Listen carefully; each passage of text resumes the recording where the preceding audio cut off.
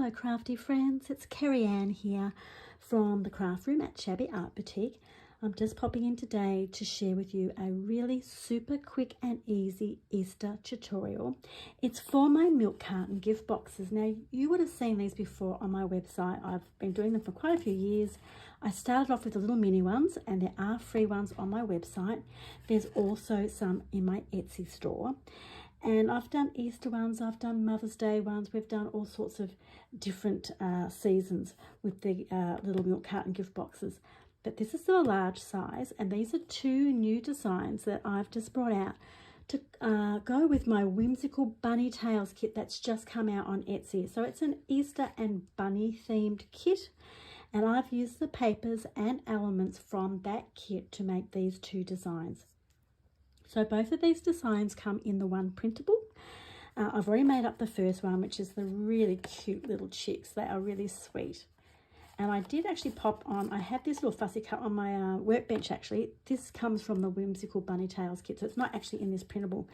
But it was on my table and I thought, it is so cute. That's just a great little place to do a little gift tag to go on the box. So these gift boxes measure 6.5 inches high by 3 inches wide and 3 inches deep. So they are quite a substantial size. Plenty of room in there to pop in your Easter eggs, whether you're using the small ones or the slightly larger ones.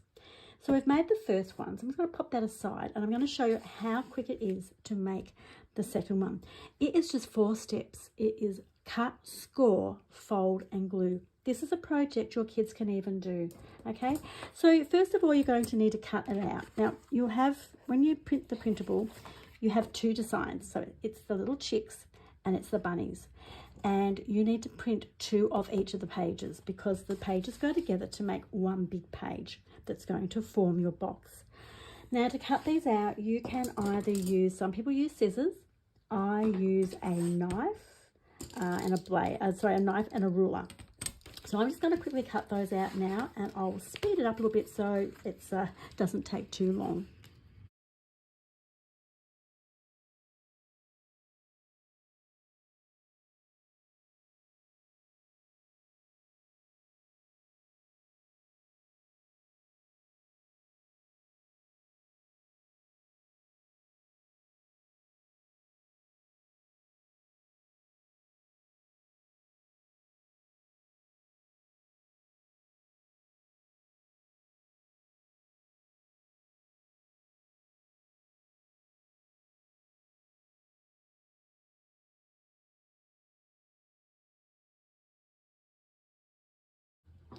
Okay, I've got my 2 little panels cut out. They are eventually going to join together like this just on the tabs. We'll make one sheet and then we'll use that tab to join it all together. But before I do that, I actually want to take a little snip just out of this bit here. So I'll show you that there. There's a little line. It's the tiniest little snip I'm going to take out of there. Just 1, 2, I'll show you. It's just a little piece, okay? Just to make it a little bit easier to fold it all. So just do that on both of them, like so. There we go. And next we're going to score. So the little score lines are actually marked on your printable in a very, very light, soft green color. You can just see it.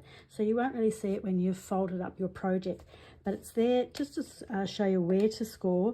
So there's 3 on this side, like so, 3 on there, and then when you turn it around, this side, you've got 1 there, 1 here between the 2 colours, and 1 at the base.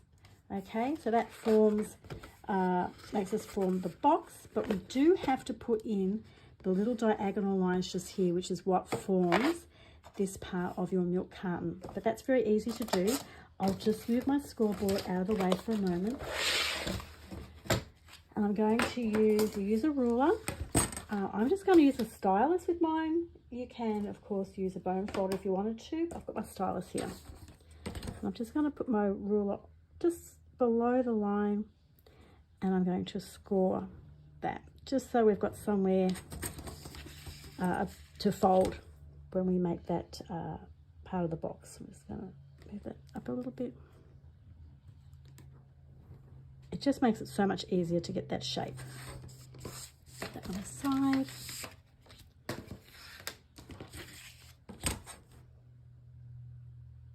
If you don't have something to score with, you can use an empty pen can be used. Just something that's going to put an indentation. I've seen people just use butter knives before. Just something to gently put an indentation there so it makes it easier to fold it up. Okay, so we've got all our pieces now. So we're just going to just start getting those creases in the right place.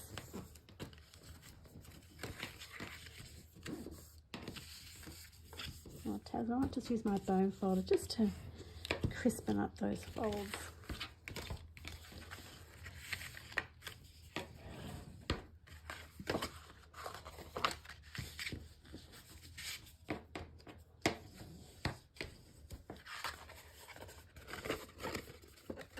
Now these ones, I just simply apply them a little bit with my fingers like so till it forms that shape.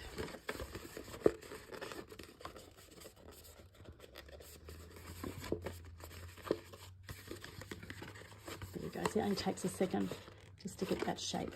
So we do that with both of them.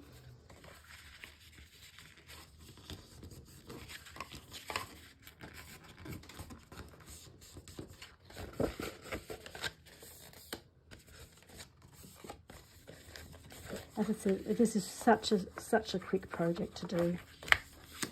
If you don't want your children using knives or scissors, you could cut these shapes out ready for them and let them do this part. Because the creases are there, it's pretty easy to assemble. A little bit of supervision and I'll have no problems actually putting this together. Right, we're all done. So now we need to put both of these panels together to make the one big one, like so. And all I'm going to use is white glue for this. So let me just grab that. Just need to flatten it all out again.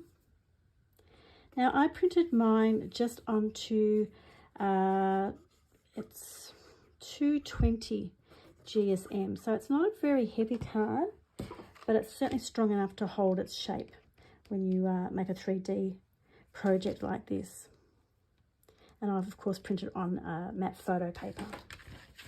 Gives you the best print result. So I've got that there, and I'm just going to use it on camera. Right, I'm just going to line this one up with it. Gently slide that into position, like so.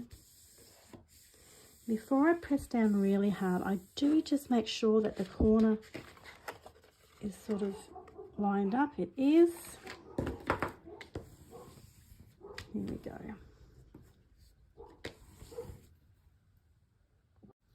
Now that we have our main shape, all we need to do is do the same, repeat that same process just on the other side. I'm just smoothing that out so we don't have any glue oozing out the side. We don't want it to be messy.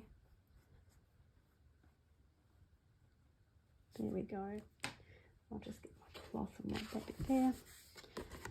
That's just the same thing again. We just fold those little flaps down and line this one up.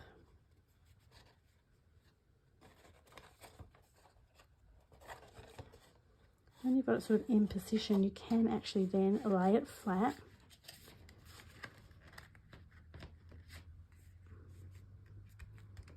Push those down. Once again, just check that the corner looks right before you really firm that down.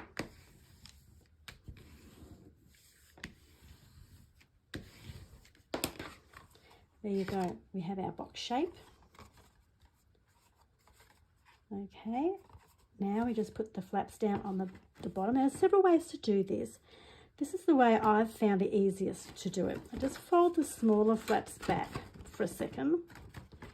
And these bigger flaps, I just put a little bit of glue on the end of each one.